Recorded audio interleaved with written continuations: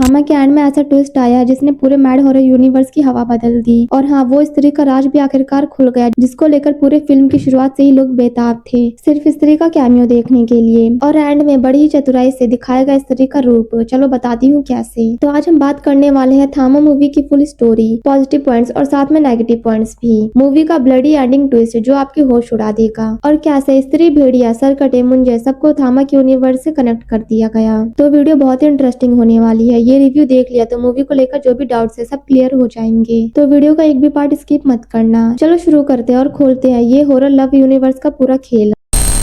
अगर आप सोचते हैं कि बॉलीवुड सिर्फ लव स्टोरी और कॉमेडी के बीच झूल रहा है तो थामा आके बोलेगा, भाई अब डर के भी पंख निकल आए हैं। ये कोई स्वीट लव स्टोरी नहीं, ये है ब्लडी रोमांस जहाँ प्यार का पहला सीन ही खून से लिखा गया है। थामा शुरू होते ही ऐसा माहौल बनाते हैं कि आप सोचो ये फिल्म है या किसी जंगल की याद में थिएटर में घुस आई है। मूवी की कहानी स्टार्ट होती है एक मिस्टीरियस जंगल से जहाँ इंसान का जाना मना है। क्यों? क्योंकि वहाँ रहता है बैताल, एक ऐसा प्राणी जो इंसान नहीं इमोशंस पीता है और कभी कभी खून भी, मूड पर डिपेंड करता है। फिर धमाकेदार एंट्री होती है अपने आयुष्मान खुराना उर्फ आलोक की, जिसपे एक जंगली भालू ऐसा टूटता है जैसे सालों से वेजिटेरियन हो और आज मटन डे हो गया हो। लेकिन तभी रश्मिका मंदाना उर्फ ताड़का की एंट्री होती है जो बिल्कुल हीरो वाले स्टाइल में आकर आलोक की जान बचा लेती है। और बस हीरो हीरोइन मिलते हैं, आंख लड़ती है, दिल धड़कते हैं और दोनों पड़ जाते हैं प्यार में। लेकिन दोस्तों, प्यार की कहानी में ट्विस्ट तो होना ही था, क्योंकि आलोक को नहीं पता ये जो ताड़का है ना असल में बैताल ताड़का है। मतलब ऐसा कह सकते हो लड़की भी खून पीती है और एक्स भी, डबल खतरा। और जैसे ही प्यार का एक किस होता है वैसे ही टूट जाता है श्राप और खुलती है वो जगह, थामा की गुफा, जहाँ डर बंद नहीं पाला जाता है। मूवी का फर्स्ट हाफ मस्ती कॉमेडी वाला है, जोक्स, मस्ती, धमाल, पूरा टिकट वसूल एंटरटेनमेंट। लेकिन फिर आता है वो सीन जिसने थिएटर में पिन ड्रॉप साइलेंस करा दी थी, जब कुछ गुंडे आलोक को मारते हैं और रश्मिका का असली रूप सामने आता है। फिर ताड़का खुद बताती है कि वो एक बैताल है जिसे इंसानों की रक्षा के लिए बनाया गया था, एक dark guardian version of mother Kali की क्रिएशन। फिर आता है वो सीन जो दिल तोड़ देता है जब ताड़का आलोक को छोड़कर जा रही होती है। आलोक उसे रोकता है लेकिन एक्सीडेंट हो जाता है और आलोक मर जाता है। थिएटर में सबके मुंह से एक ही बात निकलती है, अब क्या होगा। लेकिन ताड़का उसे जाने नहीं देती, वो उसे काट लेती है और आलोक बन जाता है बैताल। मतलब अब वो भी अमर है और अब वो ही बनेगा सब बैतालों का लीडर, थामा। लेकिन दोस्तों, कहानी में विलन भी चाहिए ना, तो एंट्री होती है नवाजुद्दीन सिद्दीकी की, यक्षासन, जिसे कई सालों से कैद करके रखा गया था क्योंकि उसने देवी के नियम तोड़े थे और अब वो आजादी चाहता है खून की कीमत पर। अब जैसे ही श्राप टूटता है वैसे ही शुरू होता है बवाल ऑन बवाल।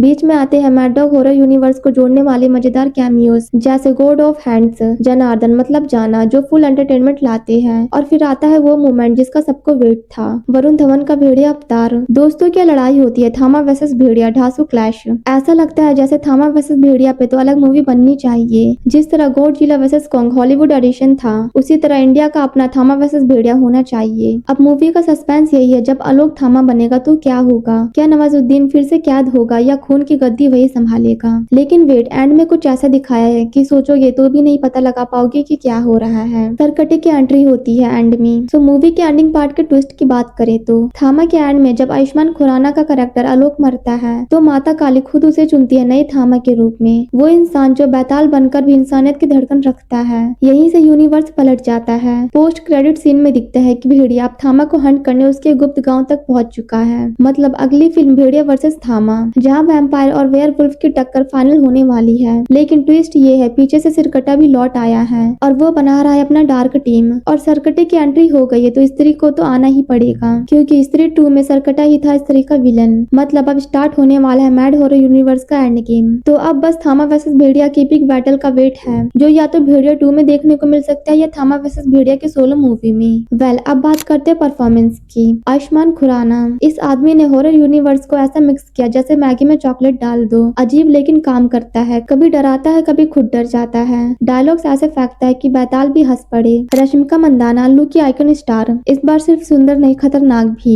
उनकी स्माइल प्यारी है पर जब दांत निकलते हैं दोस्तों, थिएटर में पब्लिक चीखती नहीं बस जाम हो जाती है। नवाजुद्दीन सिद्दीकी आते हैं, धमाका करते हैं और चले जाते हैं। इतना कम स्क्रीन टाइम, कसम से ऐसा लगा जैसे एटीट्यूड का ट्रेलर दिखा दिखाया हो। और हाँ, नोरा फतेही पहली बार डांस से ज्यादा डराने में कामयाब हुई है। एक सीन में तो उनका कैमियो इतना हॉट और डरावना दोनों है कि प्रोजेक्टर भी फ्रिज हो जाए। नाउ पॉजिटिव पॉइंट्स की बात करें तो कनेक्टेड यूनिवर्स।